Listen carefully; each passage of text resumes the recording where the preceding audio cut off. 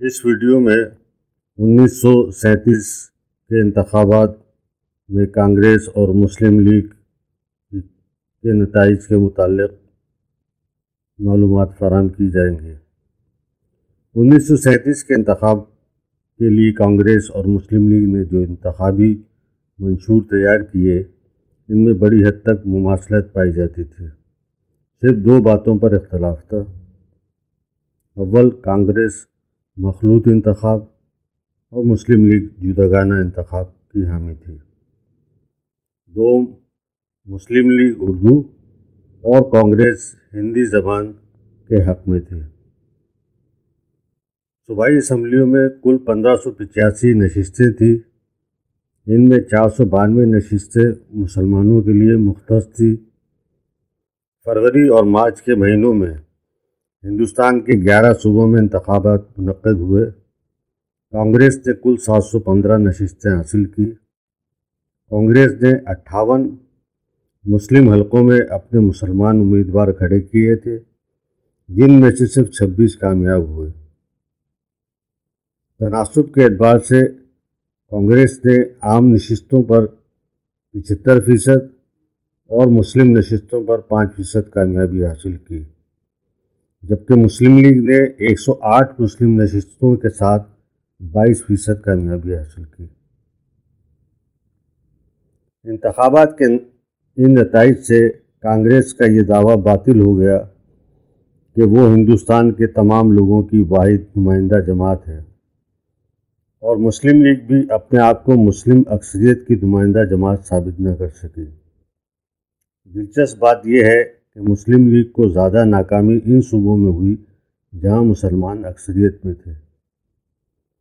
مسلم league کی ناکامی کی اصل وجہ یہ تھی کہ اس کے پاس مسلمانوں کی فلاح و بہبود کے لیے کوئی واضح پروگرام نہ تھا۔ پنجاب سے مسلم لیگ کے ٹکٹ پر ملک برکت علی اور راجہ غضنفر علی کامیاب ہوئے تھے، لیکن راجہ صاحب جلد ہی مسلم لیگ سے مستعفی ہو کر یونینسٹ وزارت میں پارلیمانی سیکرٹری بن گئے۔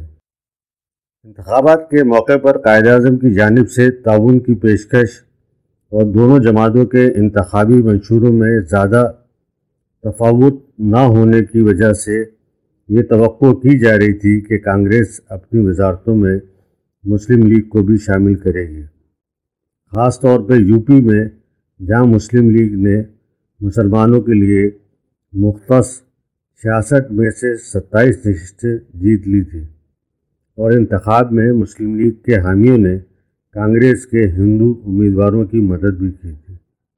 لیکن وزارت سازی کے وقت کانگریس نے اپنی عددی اکثریت کے گھمنڈ میں یہ موقف اختیار کیا کہ وہ ایک پارٹی کے وزارت کے اصول کی حامی ہے۔ اگر مسلم لیگ وزارت میں شامل ہونا چاہتی ہے تو وہ اپنا علیحدہ تشخص ختم کر کے کانگریس میں مدغم ہو جائے۔ یہ اصل میں مسلم لیگ کے وجود کو ختم کرنے کا ایک منصوبہ تھا، جسے اس نے رد کر دیا اور اسمبلی میں حزب اختلاف کی حیثیت سے بیٹھنا پسند کیا۔ بی پی محنت نے اس بات کا اعتراف کیا ہے کہ کانگریس اور مسلم لیگ میں شدید اختلافات کی ابتدا یہیں سے ہوئی۔ یہ ایسا سیاسی عامل تھا جس نے غیر جانبدار مسلمانوں کی رائے کا رخ محمد علی جناح کے حق میں موڑ دیا۔ کانگریس نے 11 میں سے 7 صوبوں مدراس، ممبئی، یو پی، سی پی، بہار، اڑیسہ اور خیبر پختونخوا میں وزارتیں قائم کی۔ مسلم اکثریتی صوبہ خیبر پختونخوا میں خدائی خدمت گاروں کے قائد ڈاکٹر خان نے کانگریسی وزارت تشکیل دی۔ پنجاب میں یونینسٹ پارٹی کے قائد سر سکندر حیات، سندھ میں یونائیٹڈ پارٹی مسلم کے قائد غلام حسین ہدایت اللہ، بنگال میں کرشک پرجا پارٹی کے قائد اے کے فضل حق، اور آسام میں آزاد کانگریس کے قائد سر محمد سعد اللہ نے مخلوط وزارت تشکیل دی۔ ہے۔